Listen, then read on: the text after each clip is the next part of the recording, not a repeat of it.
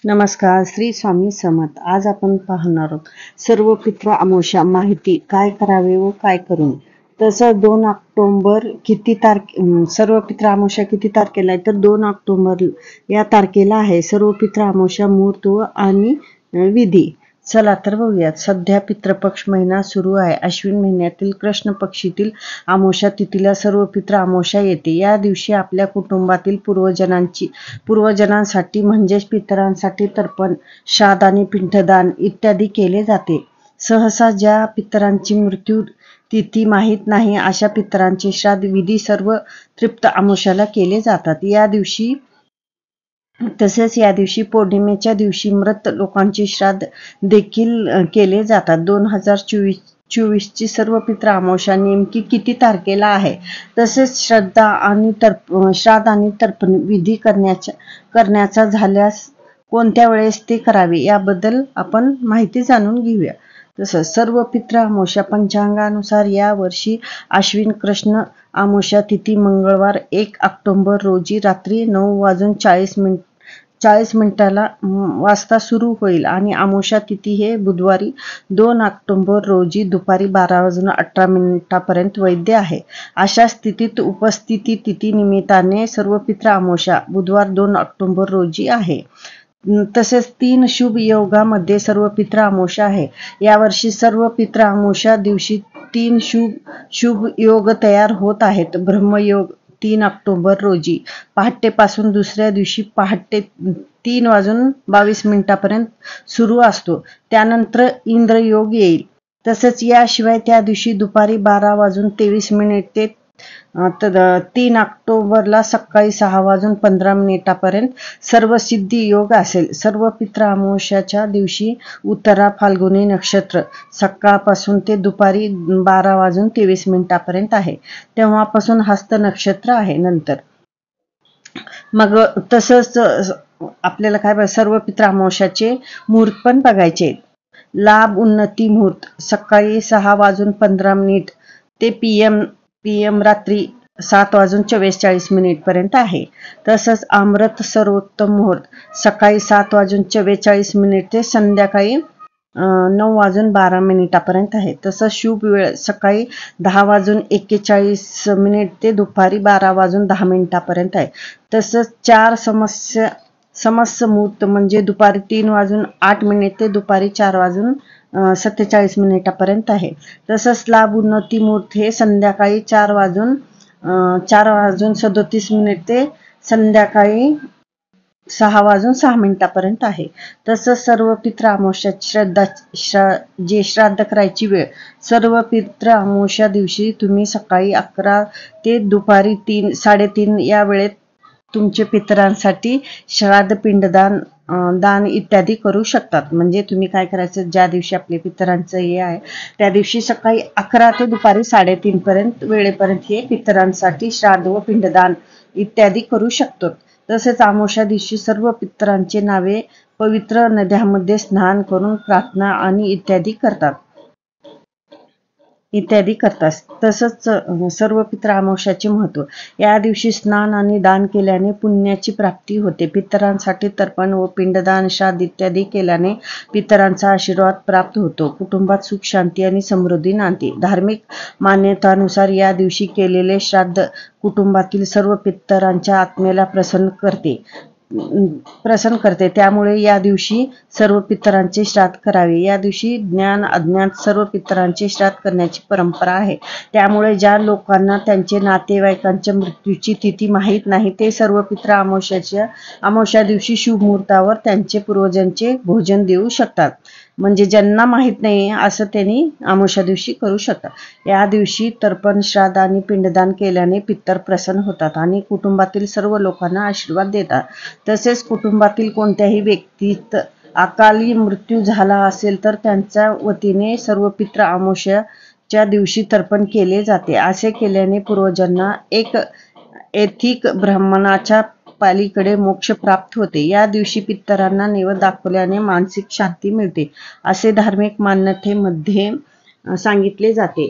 तसेच याबरोबर सुख समृद्धी प्राप्त होते आणि सर्व पित्र अमावस्या शुभ मुहूर्तावर पितरांचा आशीर्वाद घेतल्याने जीवनात सर्व संकटापासून मुक्ती मिळते. तसेच सर्व पित्र अमावस्याला काय करावे, तर सर्व पित्र अमावस्या दिवशी सर्व पितरांनी पवित्र नदीत स्नान करून, नदीत स्नान सहज शक्य असेल तर, नाहीतर मग घरीच आंघोळ करा. म्हणजे तुम्हाला जर असली तुमच्याकडं तर मग करा, नाहीतर मग घरी आंघोळ करताना काय करायचं, पाण्यामध्ये आपल्याला गंगाजल घालून स्नान करायचं आहे. तसंच सर्व पित्र अमावस्याला पिवळ्या झाडाची पूजा करणे शुभ मानले जाते, कारण या वृक्षात पूर्वजांचा वास मानला जातो. तसेच पूजेच्या वेळी पिंपळाच्या झाडाची 7 वेळा प्रदक्षिणा करा आणि झाडाखाली एक दिवा लावा. दिवा हा मोहरीच्या तेलाचा किंवा काळे तीळ मिसळून छायादान करा. म्हणजे मोहरीच्या तेलाचं किंवा मोहरीचे तेल जर तुमच्याकडे नसले तर त्या तेलात, आपल्या साध्या तेलात काय करायचं, काळे तीळ घालून हे छायादान करायचं. तसंच पितरांसाठी तर्पण आणि पिंडदान वगैरे करा. आणि गाय, कुत्र, कावळे व देव मुंग्या यासाठी सुद्धा भोजन ठेवा. म्हणजे त्या दिवशी पितरांसाठी गाय, कुत्र, कावळे, मुंग्या यांच्यासाठी पण तुम्ही काय करा, जर तुमच्याजवळ कुठं असं म्हणजे नदी हे असलं, जर माशा जरी असल्या तर तुम्ही त्यांना पिठाचे गोळे घाला त्या दिवशी. तसंच ब्राह्मणांनाही अन्नदान करा आणि आपल्या क्षमतेनुसार दान द्या ब्राह्मणालाही. तसंच पित्र अमावस्याला या गोष्टी करू नये.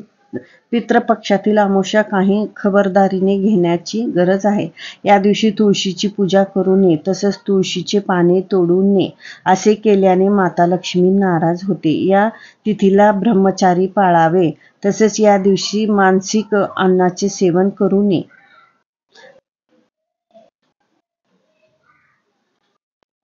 तसेच गया येथील पिंडदानाचे देशभरात श्राद्ध विधी आणि पिंडदानासाठी 55 ठिकाणी महत्त्वाचे मानले गेले आहे. त्यापैकी बिहारमधील गया हे सर्वात महत्त्वाचे स्थान मानले गेले आहे. गयामध्ये श्राद्ध विधी, तर्पण विधी आणि पिंडदान केल्यानंतर काहीही उरत नाही आणि येथून व्यक्ती आपल्या पूर्वजांच्या ऋणातून मुक्त होतो. गयाचे महत्त्व यावरून लक्षात येते की भगवान राम आणि माता सीता यांनी राजा दशरथ यांच्या आत्मेच्या शांतीसाठी आणि मोक्षासाठी फाल्गुन नदीच्या काठी येथे श्राद्ध आणि पिंडदान केले होते. तसेच महाभारतात काळात पांडवही या ठिकाणी श्राद्ध केले होते.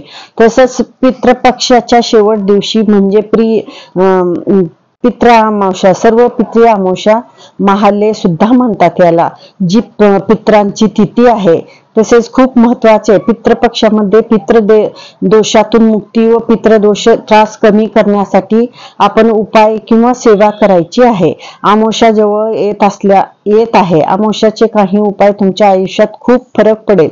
पितृदोषामुळे काही त्रास असतील तर तेही कमी होतील. आता पितृदोष कसा ओळखायचे? ज्यांच्या घरात मुलामुलींचे लग्न ठरत नाहीत किंवा लग्नाला उशीर होते, तसंच संतान प्राप्ती होत नाही, आजारपण हटत नाही, तसेच पैसा टिकत नाही, आपल्याला हे सर्व काही संकटातून बाहेर निघायचे आहे, तर मग पित्र अमावस्या दिवशी करायचे आहे. हे उपाय करून पहा, बरंच फरक पडेल. तुम्ही हा एक अमावस्या नाही तर तुम्ही कितीही म्हणजे तुम्ही एक जरी अमावस्या नाही तर कितीही अमावस्या करू शकतो. हा उपाय तसं काही नाही, एकच करावं. म्हणून आपल्याला काय करायचे आहे, भीमसेन कापूर घ्यायचे आहे आणि काळे तीळ आणि 2 वेलायची व 2 लवंगा घ्यायचे आहे व तुम्हाला हा उपाय पंक्तीमध्ये किंवा तव्यावरती करायचे आहे. सर्वप्रथम ओम पित्राय देवाय नमः असं म्हणायचं व तुम्हाला सकाळी करायचे आहे व दक्षिण दिशेला तोंड करून आसनावर बसायचे आहे व तुम्हाला धूर करून घ्यायचे आहे आणि त्यात तूप टाकायचे व कापूर टाकायची, मग तूप टाकायची, आधी घाला. त्यानंतर त्यात 11 चिमूटभर काळे तेल टाकायचे आहे. ओम पितुराय नमः म्हणत, स्वाहा म्हणत असे तुम्ही काय करायचं, त्या तुपावरती कापूर ठेवून तूप टाकून मग आपल्याला 11 चिमूटभर काळे तीळ घालायचे आहे. कापूर सोबत तीळ जाळा व लवंग इलायची पण जाळायची आहे व ओम पितरू देवाय नमः स्वाहा म्हणत असं तुम्हाला काळे तीळ आहुती द्यायची आहे. प्रभावीशाली उपाय आहे, करून पहा. तुमच्या आयुष्यात जे अडलेले काम आहे ते सगळे दूर होतील. म्हणजे तुमच्या जेही कामात अडचणी येत आहेत ते सगळे तुम्हाला दूर होतील. असे पितृ अमावस्येची माहिती. काय करावे अशी. श्री स्वामी समर्थ.